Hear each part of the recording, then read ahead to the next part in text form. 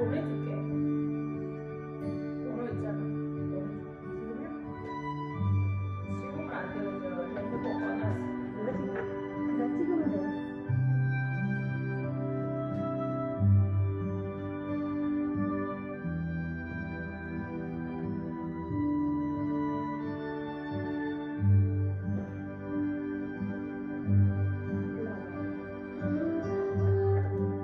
사진 찍는데.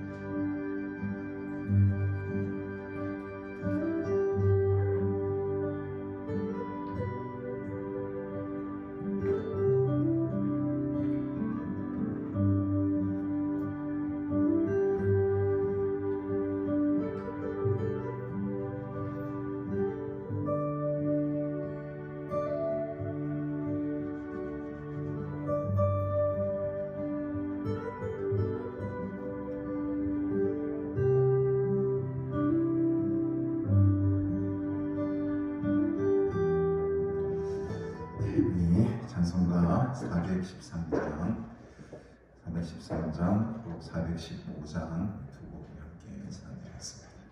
413장 내 평생에 가는 길 순다 함께 찬양드리겠습니다.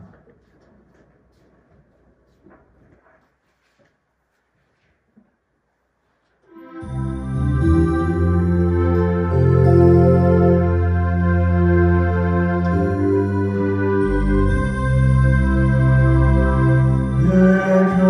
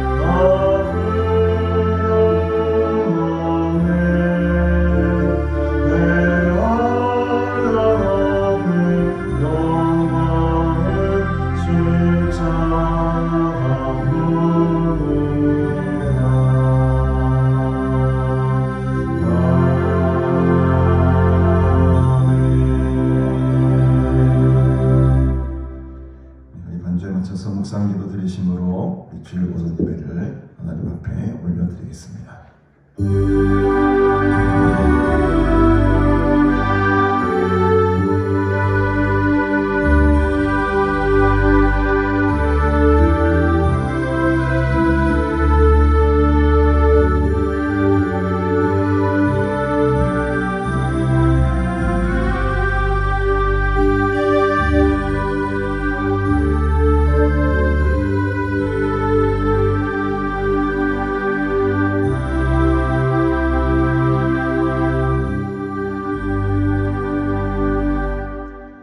사도신경으로 함께 신앙 고백하겠습니다.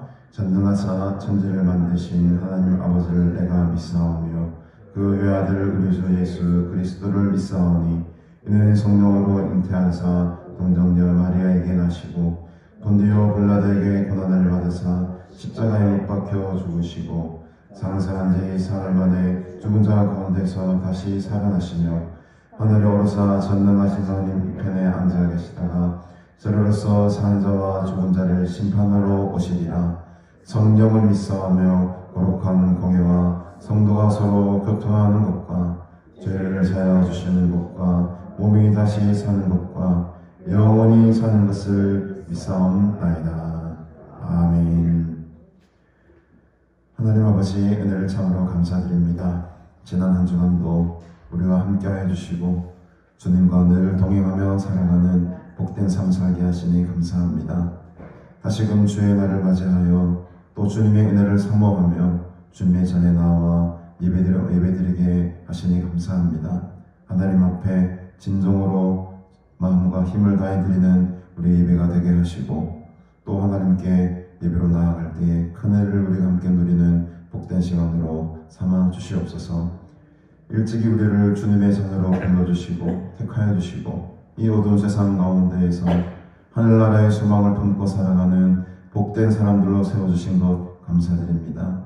이 복된 구원의 은혜가 늘 충만하게 하시고 또 그 은혜에 감사하며 살아가는 인생들 되게 하옵소서.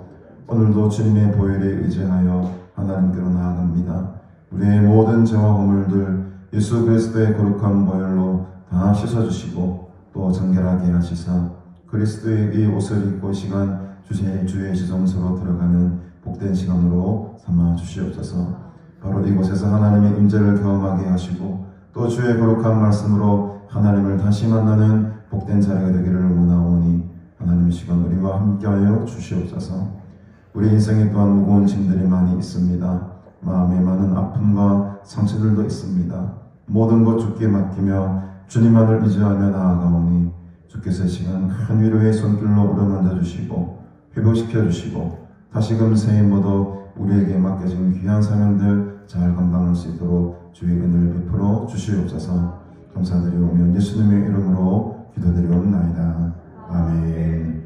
찬송가 21장 함께 찬양드립니다.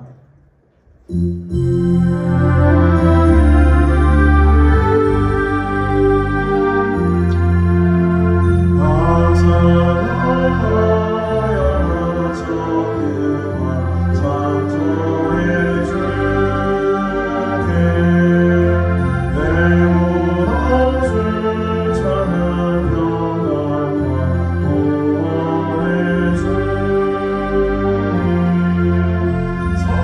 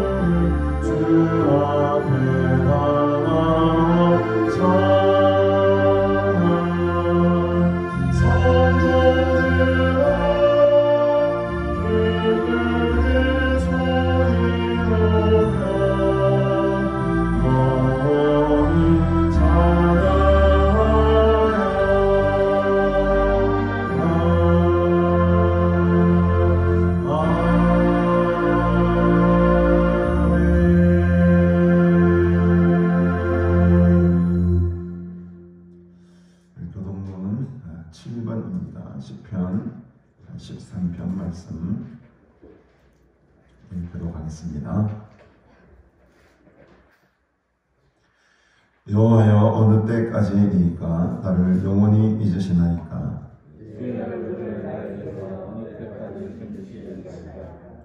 나의 영혼이 번민하고 조물토록 마음에 근심하기를 어느 때까지 하오며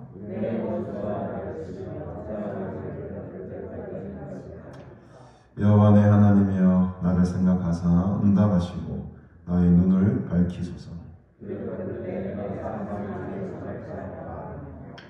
두렵건대 나의 원수가 이르기를 내가 그를 이겼다 할까 하오며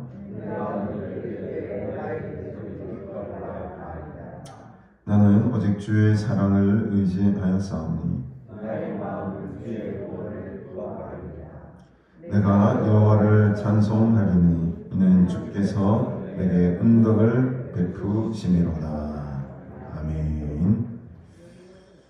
오늘 우리에게 주신 하나님 말씀 누가복음 11장 37절부터 44절까지 말씀 드리겠습니다. 누가복음 11장 37절부터 44절까지 말씀 드리겠습니다. 우리 한 절씩 성경 교독한 후에 박신희 장로님 기도해 주시겠습니다. 예수께서 말씀하실 때에 한 바리새인이 자기와 함께 점심 잡수시기를 청함으로 들어가 앉으셨더니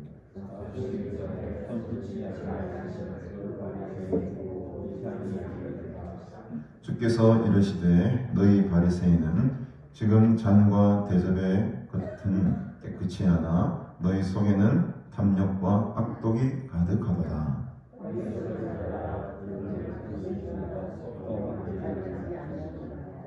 그러나 그 안에 있는 것으로 구제하라. 그리하면 모든 것이 너희에게 깨끗하리라.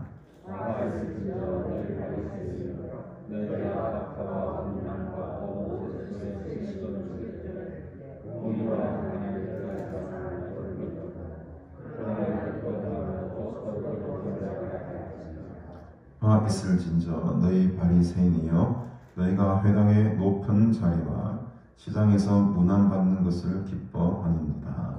화 있을진저 너희여 너희는 평토장한 무덤 같아서 그 위를 밟는 사람이 알지 못하리라. 아멘.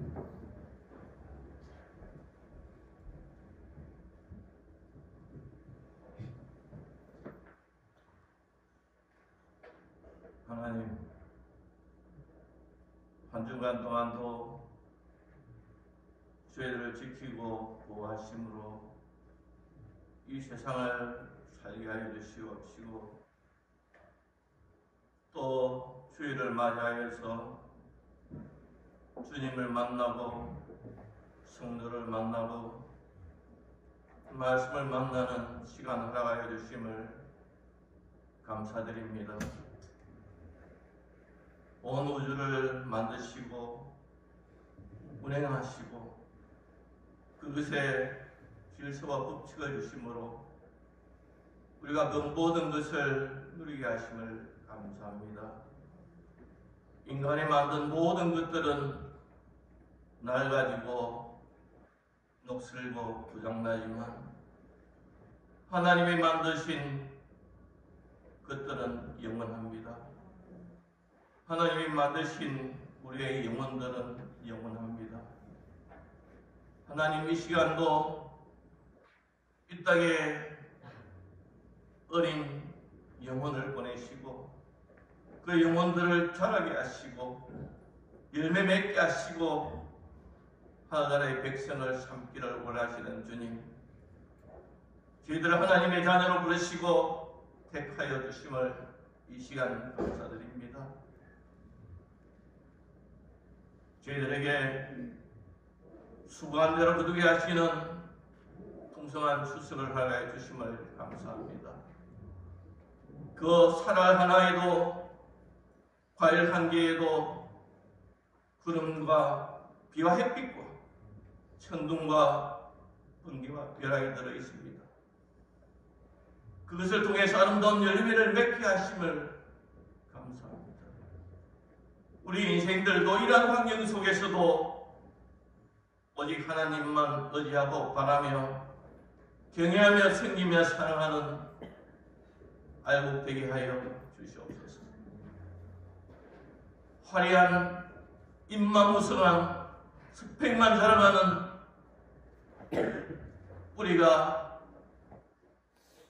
지켜지는 열매 없는 삶이 아니라 하나님께서 진정 원하시는 믿음의 역사가 있는 삶, 사랑의 수고의 흔적이 있는 삶, 하나님 어떠한 가운데서도 소망으로 인내하는 삶이 되게 하여 주시옵소서.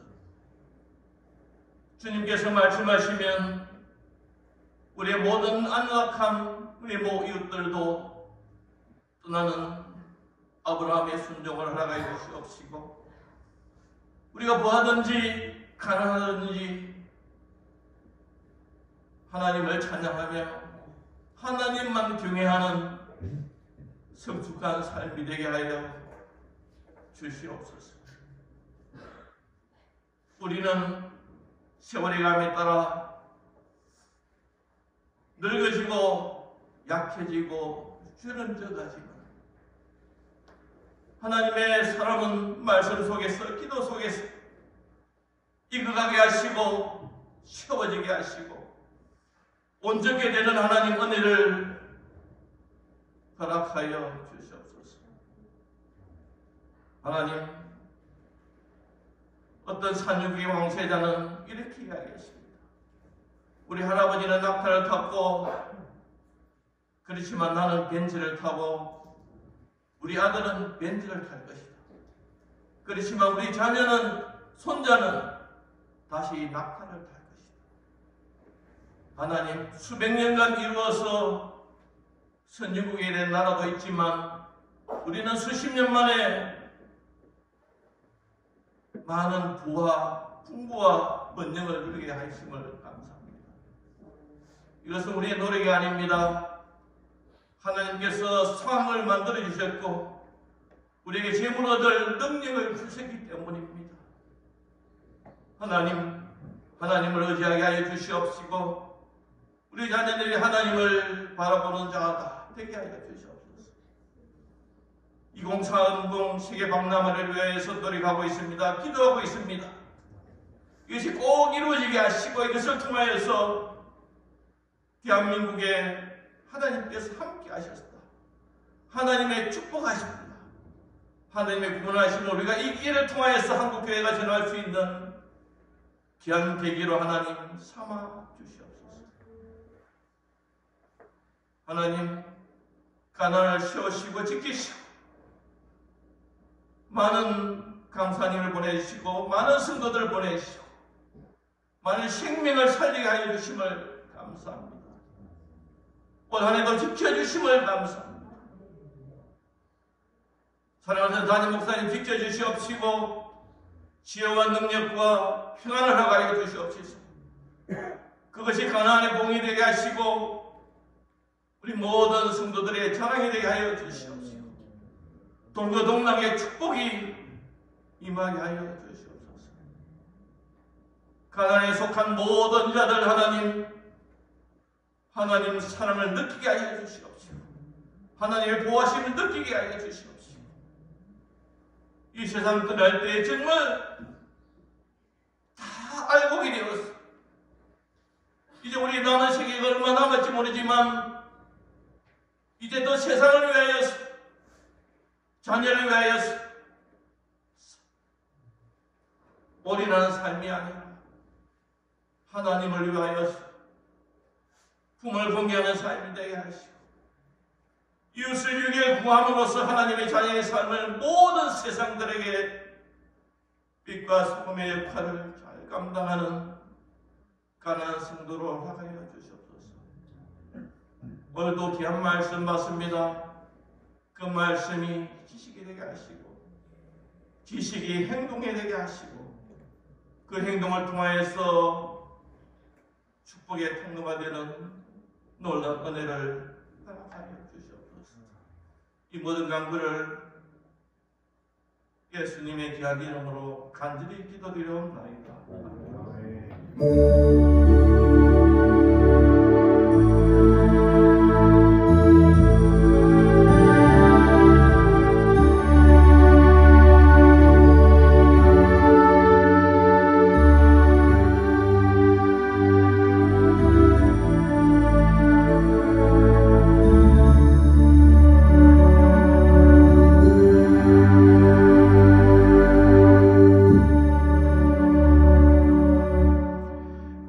우리 535장 주 예수 대문 밖에 기다렸습니다.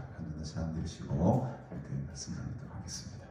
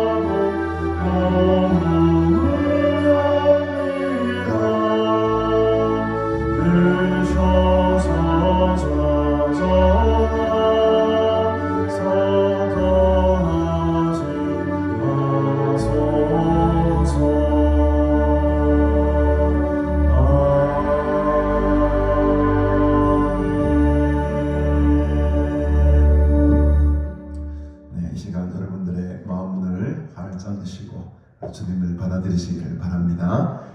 다쳐있던 그 마음들 다 활짝 주님 앞에 다 여시고, 오늘 말씀의 제목이 겉과 속입니다. 우리 속 사람이 정말 주님을 만나야 될 줄로 믿습니다.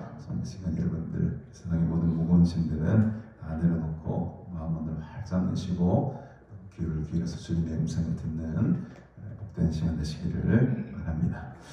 오늘 본문은 이제 예수님께서 한 바리새인의 집에 초청을 받아 거기서 식사를 하면서 이제 나누게 된 대화의 일부를 우리 함께 보려고 합니다.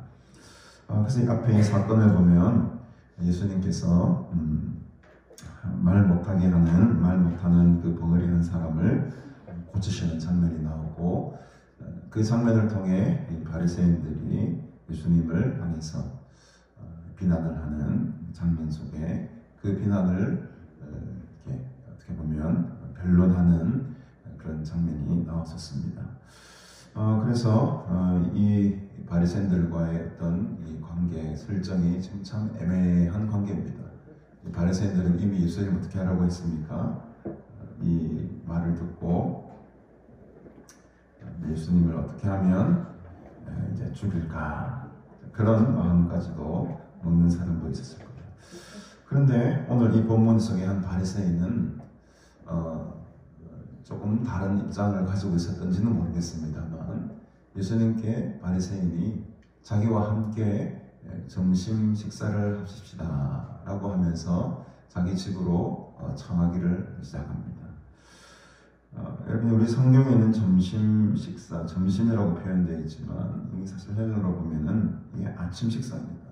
아침 식사인데 주로 이제 아침 예배를 드리고 나서 사람들이 이제 삼삼오오 앉아서 이렇게 간단하게 식사하는 그 시간들을 우리 성경에는 이제 점심으로 번역을 했는데, 어쨌든 이런 시간이죠. 이런 시간에 이 바리새인은 예수님의 그 말씀들을 곰곰이 듣고 있다 보니 이분은 정말로 내가 한번 이야기를, 더 깊은 이야기를 듣고 싶다라는 그런 마음이 감동이 왔는지는 모르겠습니다만, 어쨌든 이 바리새인이 예수님을 자기 집으로 초청하게 되죠. 마태복음에서는 비슷한 본문이 등장하는데, 이 마태복음에서는 순환주일, 그러니까 예수님께서 돌아가시기 며칠 전에 예루살렘에서 이 바리새인들을 향해서 말씀하시는 장면으로 소개되고 있는데, 이 누가복음에서는 전혀 지금 배경이 좀 다릅니다. 아직 예루살렘으로 들어가지 않으셨고 지금 예루살렘으로 가고 있는 중에 이 본문이 등장한다는 것이 이 마태복음과 누가복음이 조금 다른 차이점이라고 할 수 있겠습니다. 어쨌든 간에 이 바리새인이 어떤 의도로 지금 예수님을 자기 집으로 이렇게 초청했는지는 정확하게 알지는 못하겠어요. 그러나 여러분, 식사를 한다는 것은 어떤 의미가 담겨 있습니까? 유대인들의 문화 속에서는 식사를 함께 한다는 것은 평화를 상징합니다. 평화를 상징합니다. 너와 내가 한 테이블에서 음식을 먹는다는 것은 너와 나 사이에 아무런 거리낌이 없는 사이고, 그 안에 용서가 있고 화해가 있고 보호하심이 있다. 그런 의미를 가지고 있는 것이 바로 유대인들의 식사의 풍습이었습니다. 저도 한 번씩 이제 시차례 이런 데 가보면 식사를 할 때 보면 앉는 테이블이 참 묘합니다. 장로님들끼리 싹 이렇게 모여 앉으세요. 또 목사님들끼리 싹 모아 앉는데, 그것도 젊은 목사님들은 젊은 목사님들끼리 앉으세요. 또 거기서 한 서너 명 올로 되시는 목사님들은 그분들끼리 또 이렇게 테이블에 앉으세요. 이렇게 보면은 그게 본능적으로 식탁의 자리가 스스로 이렇게 이렇게 앉아 하는 것도 아닌데 스르르르르 이렇게 나눠서 딱 함께 되어 있습니다. 무슨 말이겠습니까? 그 식탁의 자리에서는 너와 내가 같은 급이다. 감히 그 목사님의 선배 목사님들 사이에 식탁 자리에 앉을 수가 없어. 눈치를 잘 보면서 나랑 비슷한 레벨에 있는 사람들께 모여 앉는, 이 식탁의 이제 어떤 본능적인 습관이죠. 그러니까 바리새인이 예수님을 자기 집에 모셨다는 것은 어떤 의미가 있냐면은, 내가 이 탁월한 예수라는 분과 거의 동등한 레벨이다. 어떻게 보면 이 바리새인들이 중에서도 이 바리새인은 특별히 자기의 어떤 우월의식을, 이제 뒤에 본문에도 나옵니다만, 약간 어떻게 우월의식을 나타내기 위한 한 방편이 또 아니었겠느냐. 또 여러 가지 의미가 있겠지만은 예수님의 그 깊은 지혜에 대해서도 궁금해서 예수님과 더 깊은 대화를 하기 위해 자기 집으로 초청해 줄 수도 있고, 또 한편으로는 자기의 지위의 우월함을 드러내기 위해서, 예를 들면 이런 거죠. 고신교단은 큰 총회장님 오셨는데 그 총회장님은 우리 집에 나하고 식사를 같이 하는 거예요. 그럼 내 레벨이 어떤 레벨이 됩니까? 총회장 목사님 레벨이 그냥 되는 거예요. 그러면서 자기가 다른 바리새인들보다는 좀 더 우월한 위치에 있다는 것을 표를 내는 거죠. 하여튼 여러 가지 이유가 있겠습니다만, 또 한편으로는 저는 이런 생각도 해봅니다. 그럼 예수님을 한번 시험해 보려고 하는 거 아니었던가? 불순한 의도로 본다면 예수님을 탁 시험하게 해가지고 요거 한번 딱 걸고 넘어져가지고 예수님의 발목을 탁 잡으려고 했던, 또 좀 이렇게 영악한 바리새인일 수도 있고요. 하여튼 여러 가지 의미가 있겠습니다만, 우리 성경에는 그 의도는 잘 나타나 있지 않아요. 왜 바리새인이 예수님을 자기 집으로 초청했는지에 대해서는 정확하게 나오진 않습니다만, 여러 가지 우리가 상상할 수 있겠죠. 그래서 이제 어떤 의도든 간에 어쨌든 바리새인이 이런 아침 시간에 예수님을 초청해서 자기 집으로 들어가 앉으십니다. 그래서 37절에 보니 바리새인이 자기와 함께 점심 잡수시기를 정함으로 들어가 앉으셨더니, 식사가 나오기 전에 38절에 보면 잡수시기 전에 손 씻지 아니하심을 그 바리새인이 보고 어떻게 여겼습니까? 이상히 여겼다. 여러분 여기서 이상히 여겼다는 것은 고기를 뭐 갸우뚱 뭐 이 정도의 수준이 아니라 이 이상히 여겼다라는 말은 굉장히 깜짝 놀랐다 이 말이에요.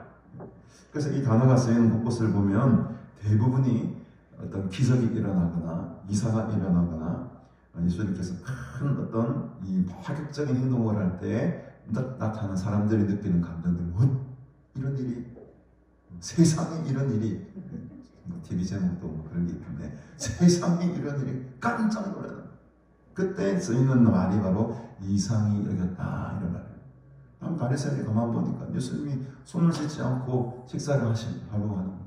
바리새인 깜짝 놀랐습니다. 아니 어떻게 이런 일이 있을 수가 있는가? 저는 예수님께서 일부러 손을 씻지 않으신 것 같아요. 일부러. 습관적으로 아니고, 습관적으로 하면 이미 예수님도 유대인이었기 때문에 그 문화 관습에 따라 손을 당연히 씻으셨겠죠. 그러나 제가 볼 때는 근데 의도적으로 예수님께서 일부러 손을 씻지 아니하시고 한번 딱 시험하신 것 같아요. 이 바리새인을 하고 싶은 말도 말씀도. 그래서 오히려 그러니까 바리새인이 만약에 그물을 쳐놓은 게 있다면 시험을 빠뜨리려고, 오히려 지금 예수님이 더 큰 그물을 지금 바리새인이 쳐버린 거예요. 그러니까 네가 나를 시험해, 내가 네를 시험해 주마. 이러면서 그냥 손을 안 씻어버린 거예요.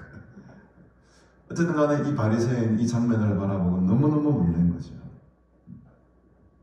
그래서 이 손을 씻는 행위는 사실은 율법에 뭐 이렇게 기록된 게 아니지 않습니까? 율법에 기록된 어떤 명시된 율법이 아니었음에도 불구하고 오랜 세월 동안에 이 바리새인들이 자기들이 만들어낸 어떤 정결 의식 하나 가운데 관습으로 자리 잡게 되었던 것이죠. 인위적인 규범이라는 것입니다. 매우 이것을 어떻게 보면 율법보다도 더 이상 가는 것으로 굉장히 엄격하게 지켰던 행위라는 것을 우리가 알 수 있죠. 깜짝 놀랐다. 기적을 바라보고 까무라칠 정도 놀랬다라고 할 때 쓰이는 단어가 바로 이상히 여겼다라는 말이거든요. 여러분 제가 이 예배 시간이 어떻게 나타나면 여러분들이 깜짝 놀라겠습니까? 그냥 반쯤 싹 머리 염색을 딱 하고 그 다음에 뭐 목걸이 하나 딱 하고 오면은 여러분들이 와? 이 정도 놀라실까 모르겠네. 문화적 충격이 팍 오지 않습니까? 제가 막 문신을 이렇게 쫙 아니 지금 목사가 저런 일을 아마 그 정도 하면은 여러분들 좀 이상히 여길 거예요. 깜짝 놀랄 거예요. 바리새인들은 그런 입장인 겁니다. 우리는 매일 아주 이게 평상시처럼 손을 씻는 행위 아주 일상적인 건데 갑자기 느닷없이 예수님이 우리와 전혀 상관없는 법을 완전히 다 파괴시키고 우리의 일반적인 상식과 어떤 법들을 다 깨부셔버리는 거예요. 그러니 이상하게 깜짝 놀랄 수밖에 없고, 아니 저런 일이 있을 수가, 아니 서목사가 저렇게 지금 수육을 기를 수가 있느냐. 요것만 들어도 지금 사람들이 다 이상히 저를 쳐다보는데, 문신하고 머리 염색하고 보십시오. 목걸이 하고 귀걸이 한번 딱 한쪽만 하고 나타나가지고 자지러질걸요. 어머니 저럴 수가 있다면서. 지금 딱 바리새인이 이 짝인 거예요. 이 짝인 거예요. 아니 우리가 그렇게 전통적으로 지키던 그 손 씻는 행위를 어떻게 안 씻을 수가 있냐. 이상히 여기는 것이죠. 깜짝 놀란 겁니다. 그때 이제 39절에 이제 예수님께서 이렇게 말씀하시는 겁니다. 주께서 이르시되 너희 바리새인은 지금 잔과 대접에 거친 끝이 하나 너희 속에는 탐욕과 악독이 가득하도다. 오늘 본문에는 이제 화 있을 진저라고 해서 세 마디가 나오죠. 세 번의 화 있을 진저, 42절에 43절에 화 있을 진저, 44절에 화 있을 진저, 이 세 번의 화에 대해서 바리새인들에게 선포를 합니다. 다음 주에 우리 살펴볼 또 화가 또 세 개가 또 나와요. 다음 주 나올 화는 율법 교사들을 향하여서 화 있을 진저, 화 있을 진저, 이 세 번이 이제 54절까지 이어집니다. 그래서 오늘 이 화 있을 진저에 대해서 두 부분으로, 첫 번째는 바리새인들에게 말씀하셨던 화, 그리고 또 다음 주에는 율법 교사들에게 말씀하신 화, 여기까지 세 가지. 오늘 먼저 이 세 가지 화에 대해서 우리가 바라보게 될 텐데, 이 세 가지 화에 발을 선포함에 앞서서 지금 이 바리새인들에게 예수님께서 먼저 말씀하신 부분이 이 부분입니다. 겉과 속이 너무 다르다는 거예요. 겉은 이렇게 깨끗하게 장과 대접을 보니까 너무너무 깨끗하다.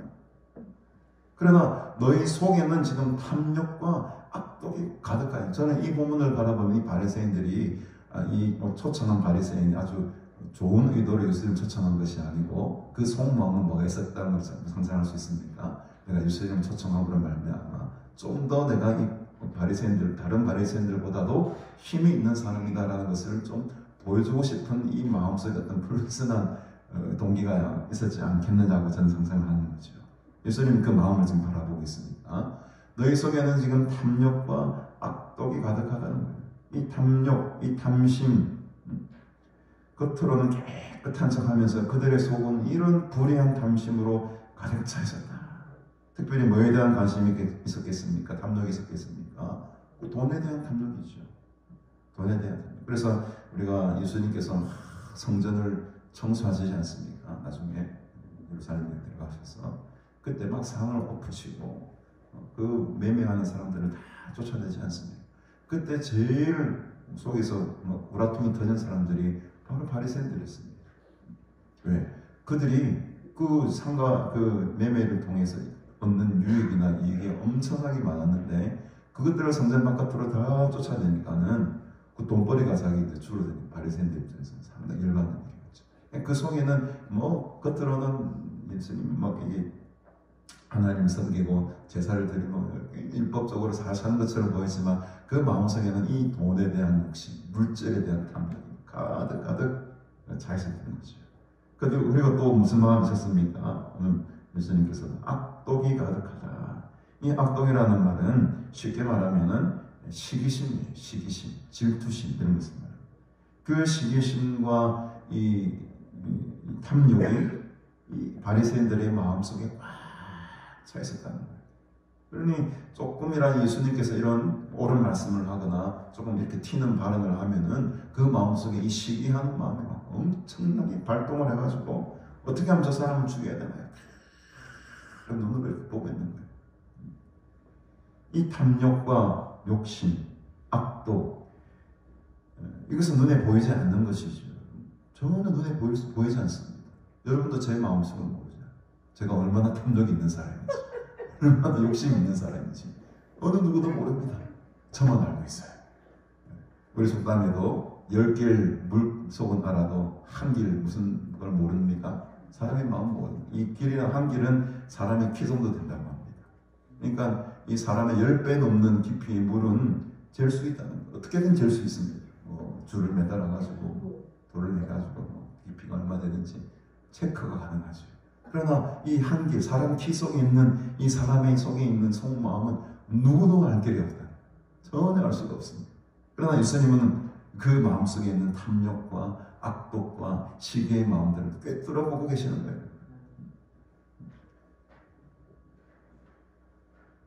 그러면서 40절에 보니 이 어리석은 자들아 겉을 만드신 이가 속도 만들지 아니하셨는가. 겉까지도 만드신 분이 너희 속을 모르겠느냐. 나는 너희들 속을 다 알고 있다. 안까지 다 알고 있다는 겁니다.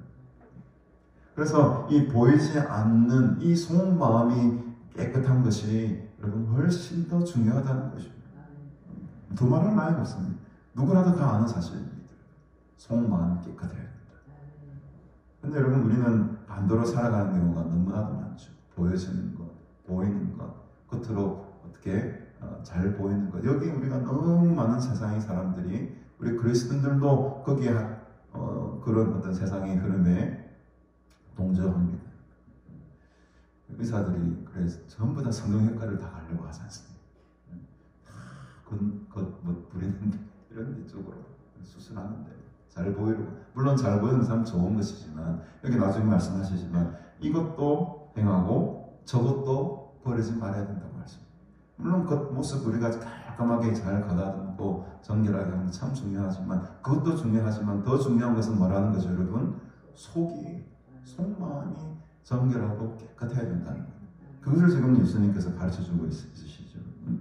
그러나 그 안에 있는 것으로 무엇을 하라는 것입니까? 41절에 보니까 구제하라는 거예요. 그 안에 있는 것이 뭐겠습니까, 여러분? 지금 식사하기 위해서 깨끗한 대접 위에 지금 뭐가 있겠습니까? 막 음식들이 이렇게 놓여 있겠죠. 그러니까 그 음식 가지고 그 안에 있는 것으로 너희 배만 부르지 말고 그것을 가지고 뭘 하라는 거죠, 여러분? 더 가난한 자들 위해서 구제하라는 거예요. 모든 것이 그렇게 되면 너희가 깨끗하게 돼. 그 너희 속에 있는 탐심과 욕심과 물질에 대한 그런 어떤 갈망들을 어떻게 하라? 다 내려놓아라. 지금 이제 우리 12월 달 되니까 여기저기에서 막 전화들이 많이 옵니다. 무슨 장애인 단체에서도 전화가 오고요. 뭘 좀 이렇게 도와달라고 여러 군데서 전화가 많이 옵니다. 다 거절할 수가 없어서 조금이라도 제가 이렇게 돕고 있는데, 특별히 이제 연말 되면은 우리가 이웃 사랑 실천한다고 이제 성금도 많이 하죠. 지금 우리 북부 기독교연합회에서 북구청에도 뭐 얼마 정도 불우한 이웃을 돕기 위해서 이제 각 교회별로 성금, 제가 지난주에 그거 우리 권사님하고 막 그 우편을 붙인다고 고생을 좀 했는데, 각 교회별로 제가 북부 기독교연합회 서기라서 공문을 작성해가지고 한 180개, 150개 정도 되는 교회 다 공문을 발송했습니다. 북구청과 연합에서 불우이웃 돕기도 해야 되고, 또 경찰청과도 이제 약속이 되어 있는 게 있어요. 범죄로 인해서 피해 입은 분들이 있습니다. 그분들의 어떤 정서적 안정과 생활 대책을 지원하기 위해서 얼마나 또 우리가 범죄 피해자를, 범죄자가 아니고 범죄로 인한 피해자가 있지 않습니까? 그런 사람들을 또 돕는 그런 또 사업도 우리 북구 기독교연합에서 감당하고 있습니다. 돈이 많이 듭니다, 여러분. 그러나 어떻습니까, 여러분? 우리 교회들이 해야 될 일이 이 차갑고 어두운 세상 가운데에 이런 구제함으로 우리 속에 있는 속마음의 마음을 드러내는 거예요.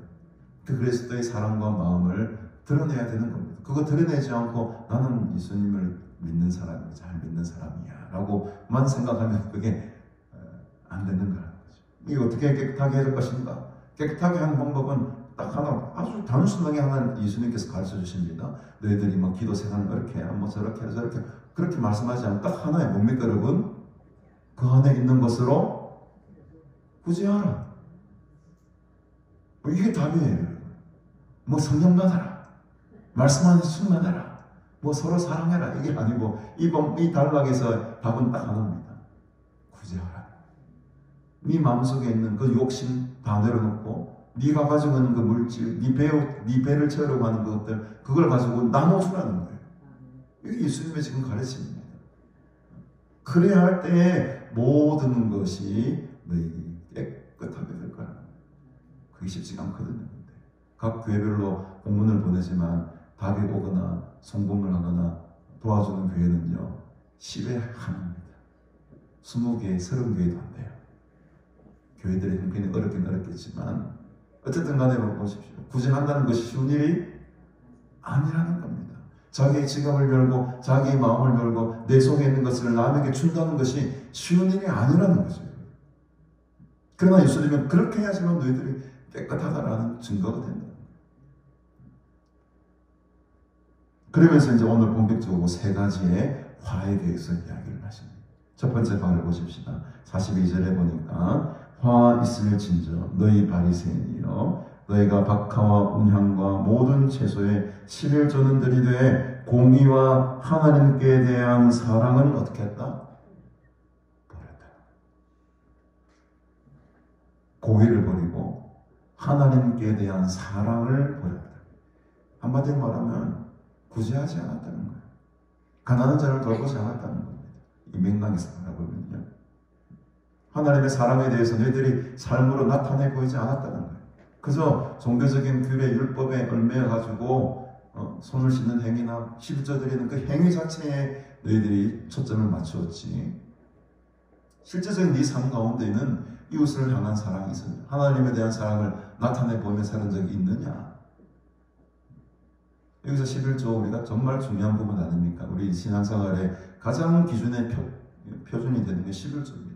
11조를 드리느냐 안 드리느냐, 그것을 저는 어떻게 보면 이 참된 하나님을 향한 믿음을 가지고 있느냐 아느냐, 우리가 인간적인 눈으로 바라볼 때 판단할 수 있는 근거는 이 11조밖에 없어요. 다른 거는 뭐 표가 잘 안 납니다. 11조는 여러분 드리기 힘든 겁니다. 자기 소득의 11조를 하나님께 드린다.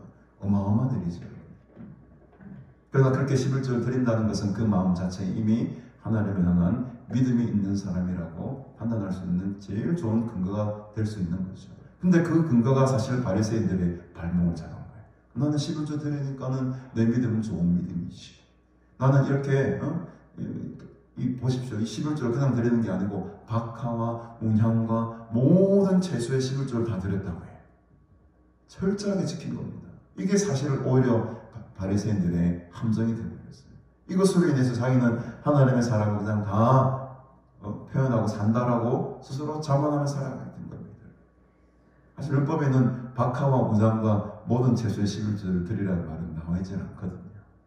근데 이것도 자기들이 만든 율법, 자기들이 만든 어떻게 보면 이 정도까지는 해야지 그래도 이 위치에 올라가지. 어떻게 보면 일종의 계급 차별 같이 내가 더 많은 11조를 내니까 더 많은 위치에 올라가는 그런 수단이 되어버렸어요. 자기 지위를 나타낸 하나의 수단이 되어버렸습니다. 이 예수님이 이것을 지금 박살내는 거예요. 이런 사회적 관습, 종교적 관습을 너희들 내려놔야 된다. 그 11조 내리는 그 마음 참 중요하지만 그래서 뒤에도 이렇게 말씀하시지 않습니까? 이것도 행해야 되고 저것도 행해야 된다. 두 개 다 버리지 말라는 겁니다. 예수님께서 강조하는 것은 11조만 강조하는 것이 아니고 동시에 뭘 강조합니까? 하나님께 대한 사랑을 네 삶 가운데 드러나 보이며 살아야 돼. 이걸 같이 가야 된다는 거죠. 반대로 뭐 사회적 활동, 자선 활동을 많이 하면서도 하나님께 드리지 못하는 사람도 있습니다. 그 사람도 사실은 잘못된 거예요. 이 두 가지가 우리는 늘 함께 가야 돼요. 그래서 겉과 속이 하나님 앞에서는 같은 사람이 되어야 된다는 거예요. 두 번째로 보십시다. 화 있을진저 바리새인이여 너희가 회당의 높은 자리와 시장에서 문안받는 것을 기뻐하는도다. 라고. 여러분, 그래서 이 바리새인은 제가 말씀드리지만 회당의 높은 자리, 높은 자리, 더 높은 자리, 더 높은 자리 이걸 계속 추구합니다. 그러니까 뭘 더 내겠습니까? 하나님 앞에 내는 11조를 더 많이 내야 제가 더 높은 자리에 올라오고 더 많이 내야지 더 높은 자리에 올라오고 그러니까 높은 자리에 앉는 것을 목표로 삼는 거예요. 참 어리석은 사람들이죠. 진정으로 하나님 앞에 감사함으로 드리는 11조가 아니고 자기의 자리를 확보하기 위한 한 가지 수단으로서 지금 11조가 지금 오용되고 있는 것입니다. 참 안타까운 지금 종교인이 되어버린 거죠. 종교인이 되어버린 겁니다. 우리 속에는 이러한 것이 없는지 여러분 곰곰이 한번 생각해 봐야 될 것 같아요. 특별히 이렇게 직분은 저는 똑같이 봅니다만 속된 말로 그냥 중직자라고 하지 않습니까? 무거운 직분을 가진 분들.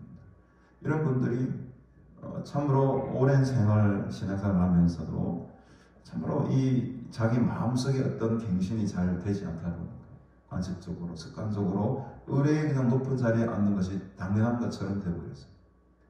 저는 단톡방에 우리 지금 2030 세계 박람 오늘도 광고를 하겠지만 2030 세계 박람을 위해서 많은 목사님들이 기도팀을 만들었습니다. 근데 여러분들 경험하시겠지만 그 기도팀을 단톡방을 만들면요 그 단톡방에 맞는 주제가 올라와야 되지 않습니까? 2030에 관한 정보라든지 그 기도에 대한 주제라든지 이런 것들이 올라와야 되는데 꼭 몇 분들은 좀 죄송한 말씀이지만 쓸데없는 일들을 막 올리세요. 그거랑 전혀 상관없는 것들만 올리십니다. 그래서 그 단톡방을 주관하시는 목사님께서 이런 글들을 좀 자제해 주시고 여기에 관련된 일들만 공지하고 하는 것으로 이 단톡방이 사용되면 좋겠습니다라고 글을 탁 올리셨어요. 근데 그 밑에 바로 밑에 무슨 댓글이 단지 아십니까? 아주 은퇴하신 원로 목사님께서 이런 싸가지 없는 이런 말들을 하면서 그 젊은 목사를 그 총무 목사를요 그 단톡방에서 까는 거예요. 야 주여 아버지 뭐 이렇게 동생 아니 원로면 뭔데 원로면 원로 목사님답게 행동을 하셔야지. 자기 그 글에 이런 글을 달지 마시고 올리지 말라는 그 말에 자존심이 팍 상해버린 거예요. 대원로 목사인 나에게 니까짓 게 무슨 말을 이렇게 하는 내가 이 담당 이 그룹을 이끌어가는 제 그룹장 목사님한테 내가 항의를 할 것이다. 와, 진짜 어이가 없는 거예요. 아니, 목사님들 세계 속에서도 자기 자리가 어디 있습니까? 여러분? 똑같은 목사죠. 근데 자기가 좀 더 오래 목회했고 원로라고 대선배 원로 목사를 이런 식으로 대접할 수 있는 자기가 이러면서 그것도 막 막말을 막 하며 올리는 모습을 바라보면서 아, 이거 완전히 이분 종교인이 되버렸다. 그 마음속에 있는 그리스도의 사랑이 과연 있는 분인가? 이런 막 생각이 들어요.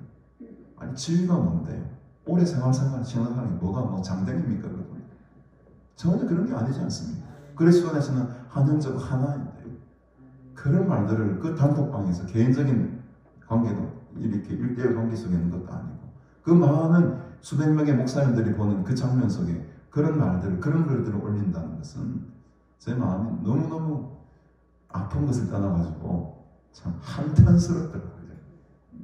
바로 바리새인들의 모습이 그런 모습입니다. 내가 니보다 더 우월하고 내가 니보다 더 일찍이 회당장이 되고 니는 내 아래지. 이 아래라는 개념, 나는 니보다 높다라는 개념, 이게 사람을 완전히 그냥 피폐하게 만들어버리는, 공동체를 파괴해버리는 행동이 되는 거예요. 전혀 그렇지 않습니다. 오직 우리는 주님만이 우리 주시지요. 우리 성도들과 우리의 모든 형제 이웃은 하나, 동등한 거예요. 동등한 거. 근데 지금 높은 자리를 탐하는 바리새인들, 또 보시면 시장에서 문안받는 것을 기뻐한다. 이 시장에서 문안받는다는 것이 뭐겠습니까, 여러분? 쉽게 말하면 시장, 그 성전 안에서 물건을 매매하고 팔고 이렇게 했던 그 시장 상인들에게 뭘 받았다는 겁니까, 여러분? 좀 잘 받으려고, 좀 좋은 자리 달라고 그 바리새인 종교 지도자들에게 구신구신거리고 뒤로 찔러주고 이런 것들을 받는 것을 기뻐하는 자예요. 얼마나 가증합니까, 여러분? 하나님께는 뭐 자기가 11조 드린다고 막 다 드린 것처럼 표는 막 겉으로는 내 봐라 이만큼 드린다. 속으로는 막 뒷돈 다 받아서 자기 배불리고. 그거 지금 어떻게 하라는 겁니까? 다 꺼내다가 뭐 하라는 거죠, 여러분? 구제하라는 거예요.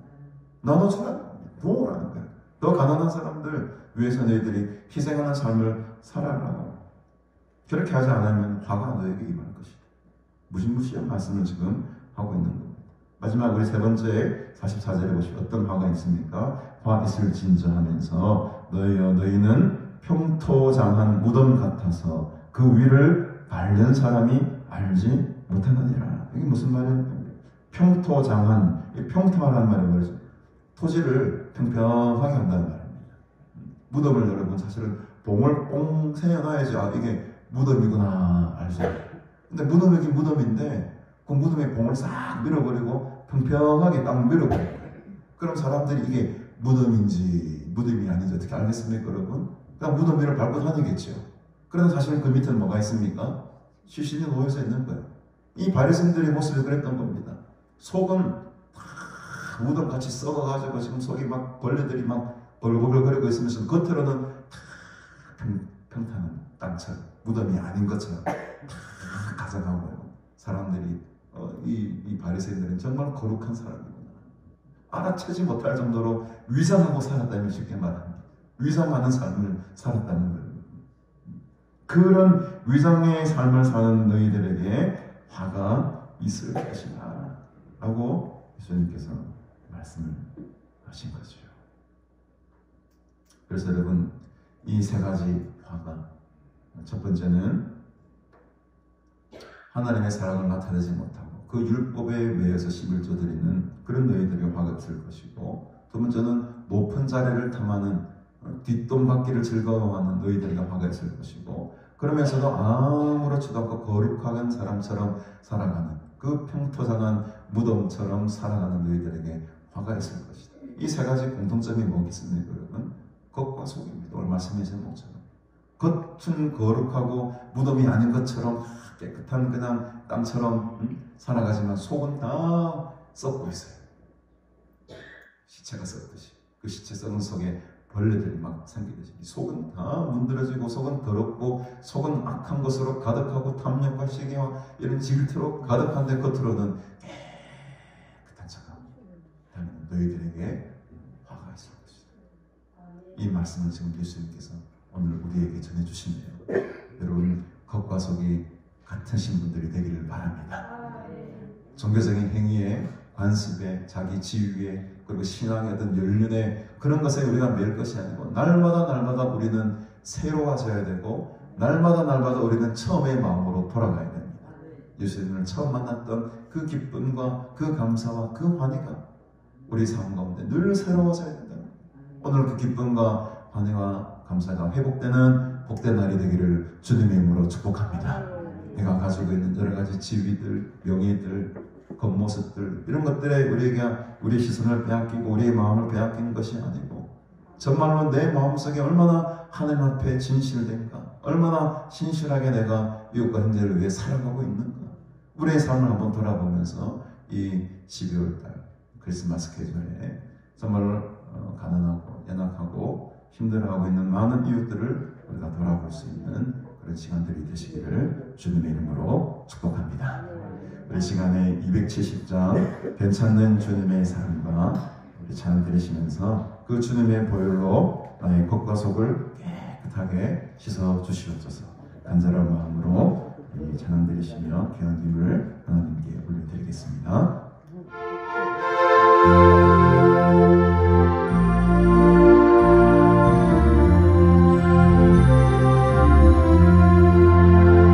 영성은 주님의 사랑과 거룩한 보혈을 우리가 찬양을 합시다. 주님을 만나볼 때까지 예수는 우리를 깨끗게 하시는 주시니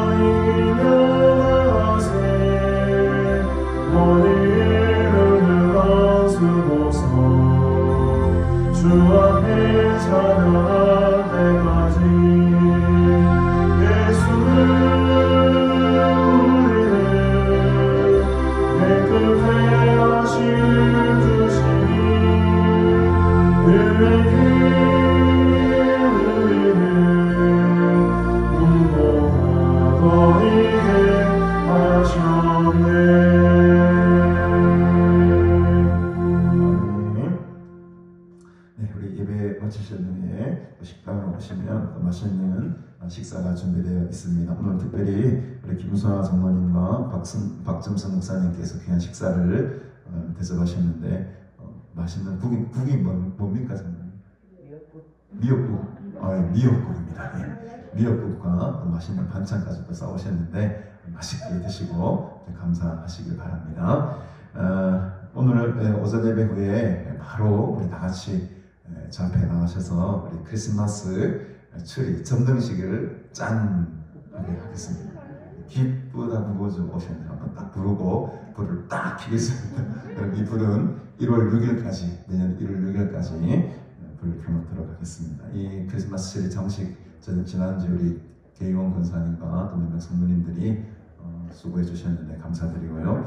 저는 제 마음 끝에서는 온 천지를 불을 다 켜고 이렇게 장식을 하고 싶지만 올해는 우리가 여러 가지 사회적 상황이 우크라이나 전쟁도 있고 또 하마스 이스라엘 전쟁도 있고 여러 가지 상황 속에 있습니다. 그래서 우리가 막 기쁘고 막 밝게 하는 것보다는 딱 이 추리 하나만 이번 올해는 딱 하고 또 사회적으로 좀 분위기가 좀 평안이 더 찾아오면 그때 내년에는 좀 더 화려하게 예전처럼 우리 나무에도 좀 하고 화장실 앞에도 좀 하고 그렇게 좀 하도록 하겠습니다. 그래서 여러분 우리가 크리스마스 점령식을 하시면 기쁜 마음으로 하지만 특별히 또 다음 주부터 대림절이 시작이 됩니다. 정말로 이 땅 가운데에 그리스도의 참 평화가 임할 수 있도록 정말 예수님의 다시 오심을 우리가 기다리며 간절히 기도하는 마음으로 이 크리스마스 트리 점령식에 참여해주시면 감사하겠습니다. 그래서 축도한 후에 바로 전부 다 같이 나오셔서 그래야 함께 할 수가 있으니까요. 바로 함께 간단하게 할 겁니다. 찬송 간장 부르고 기도하고 바로 전달하는 식으로 가시도록 하겠습니다. 오늘 매월 마지막 주 오후 예배는 쉬기 때문에 오늘이 이제 마지막 주죠. 그래서 오늘 오후 예배는 쉬도록 하겠습니다. 다음 주일부터 대림절기가 시작이 됩니다. 여러분 또 예수님의 탄생을 기뻐하시고 또 다시 오신 예수 그리스도를 소망하며 이 절기를 잘 보내시기를 바랍니다. 내일부터 우리 이유원 목사님 한 주간의 성회에 인도해 주시겠습니다. 2030 우리 세계 박람회 부산 유치를 위해 많은 목사님들이 그동안에 기도 대성회를 이루었는데 개최했는데 이제 오늘 4시 반입니다. 마지막 모임이 부산나교회에서 있습니다. 그래서 부산시 또 16개군 교독교연합회가 이 일에 동참하고 있고 부산 성신여운동본부를 비롯해서 19개 단체가 이 모임에 협력을 하고 있습니다. 그래서 그리고 이 발표가 언제입니까? 28일 화요일 좀 이렇게 자성쯤 되나 모르겠습니다만 얼마 남지 않았습니다. 여러분들 그동안 기도 못하셨다면 오늘 내일이라도 바짝 기도 함께 준비해 주셔서 꼭 이 부산 땅 가운데에 이 세계 박람회가 유치가 되어서 이 기회를 통해서 정말 부산이 한 걸음 더 세계적인 도시로 발돋움할 수 있도록 더 큰 것은 이 부산 땅을 통해서 또 그리스도의 복음이 전 세계로 전해질 수 있도록 여러분 기도해 주시기를 바랍니다. 찬양 운행은요 오늘 오전 예배 마치고 식사 끝난 다음에 운행하도록 하겠습니다. 우리 드리님을 위해서 기도하겠습니다. 서정환 목사님을 드립니다. 박신희 성도님, 김영애 집사님 11주임을, 김선아 성도님, 박점선 목사님, 서들 집사님, 계정 권사님 1,000번째임을 드리고 주의 헌금 드리셨습니다. 김귀남 성도님, 김창호 집사님, 이남순 전도사님, 윤현신 권사님 가족 구원헌금과 또 날마다 회복하여 주시는 주님의 은혜 감사합니다. 힘을 들으셨습니다. 우리 박정순 권사님 힘을 드리십니다. 유진환 성도님 1,000번째임을, 이순혜 권사님 1,000번째임을, 박정현 집사님 드립니다. 강우명 청년 힘을 드립니다. 마리아 성도님 힘을 드리셨습니다. 김사나 권사님 11주임을 드립니다. 또 성경님 드리셨습니다. 박명수 집사님 주님 은혜 감사합니다. 이지현 집사님 11주임과 감사함을 드립니다. 구미혁 전도사님 11주임을 드리셨습니다. 또 그 외에도 무명으로 분들 이름을 드리셨습니다. 함께 우리 기도하겠습니다. 하나님 아버지 은혜를 참으로 감사드립니다. 오늘도 주의 귀한 말씀으로 우리에게 은혜 내려주시고 또 하나님의 뜻을 깨달아 알 수 있는 귀한 은혜 주시니 감사합니다. 바리새인들처럼 겉과 속이 다르게 사는 사람들이 아니라 정말 주님 앞에 진실되고 또 신실하게 살아가는 주님의 거룩한 백성들 되게 하여 주시옵소서. 높은 자리를 탐하는 자들이 되지 않게 하시고 더욱더 겸손한 마음으로 주님께서 이 땅 가운데 내려오셨듯이 우리도 더 낮은 곳으로 나아가 그리스도의 종들로 살아가게 하옵소서. 형식적인 것, 가식적인 것, 보여지는 것들에 관심을 두지 아니하고 오히려 눈에 보이지 않은 속마음을 잘 다스리는 참된 주님의 믿음의 사람들이 되기를 소원하오니 성령님께서 함께 해주셔서 그 속마음을 잘 다스리며 살아가는 우리가 되게 하여 주시옵소서. 오늘도 진리 안에 살게 하시고 예수 그리스도를 나의 구주로 고백하며 살아갈 수 있는 귀한 은혜 큰 은혜를 주신 것 감사드리며 주님 앞에 귀한 예물 올려드립니다. 열매 맺는 아름다운 계절, 더 많은 열매 맺으며 살아가는 축복의 삶 살게 하시고, 또 우리의 영과 육이 건강하고 잘 되어서 하나님 앞에 더 큰 감사와 영광 돌며 살아가는 복된 인생들로 삼아 주시옵소서. 감사드리오며 예수님의 이름으로 기도드리옵나이다. 아멘. 이 시간 다 같이 일어서서 우리 찬송가 635장 우리 주기도문 부르신 하나님께 영광을 돌리겠습니다.